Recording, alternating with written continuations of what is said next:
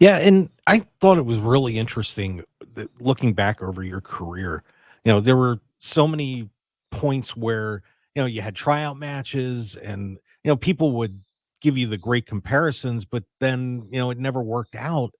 And, you obviously did amazing work on the Indies and MLW, but this had to be really sweet for you to get that contract signed with TNA after all you went through. Tell us a little bit about that road. Yeah, I mean, it's been a long road. I think a lot of what happened for me happened out of the fact that I kind of, developed in wrestling backwards to the way a lot of people develop. A lot of people spend a lot of time just in the ring learning how to wrestle, and they're very proficient in the ring, but they never really figure out how to have that charisma and that character and that larger than life, entrance and music and all these things, and that the visuals, and developing themselves physically.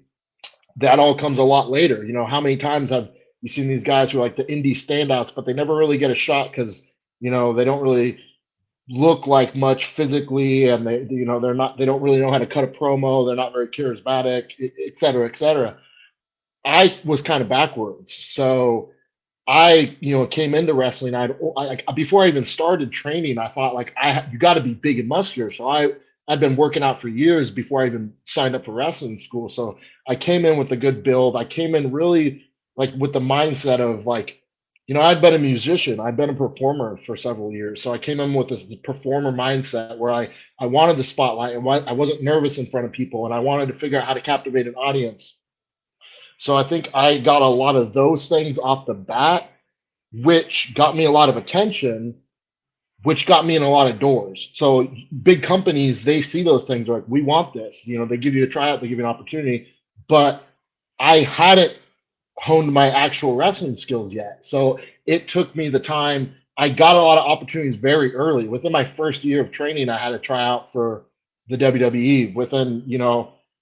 It was only a couple years in that I had tryouts with basically almost every major company. But, I was raw. I was still, learning a lot of, sharpening my skills, so to say. So there's no part of me that's like, oh, these companies passed me up.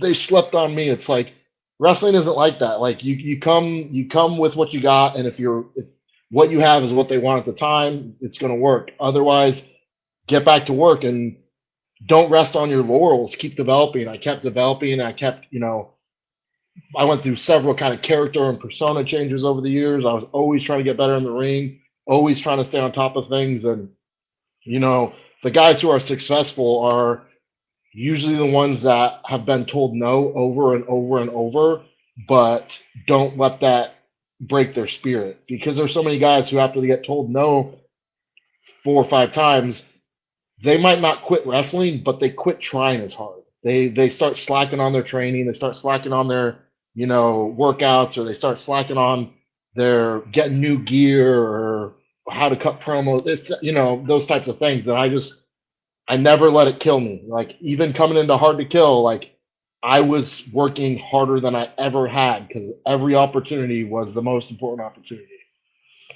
Looking for high-quality custom screen printing in Las Vegas? Look no further than Off Grid Creations. Need a few custom t-shirts for a local event, band merchandise, or family reunion? We've got you covered. Large order of uniforms for your staff, sports team, or club? We can handle that too. Our experienced team will work closely with you throughout the entire process, from design consultation to final product. Call us at 661-300-1115. That's 661-300-1115. Or visit our website at off-gridcreations.com. Get a free consultation today.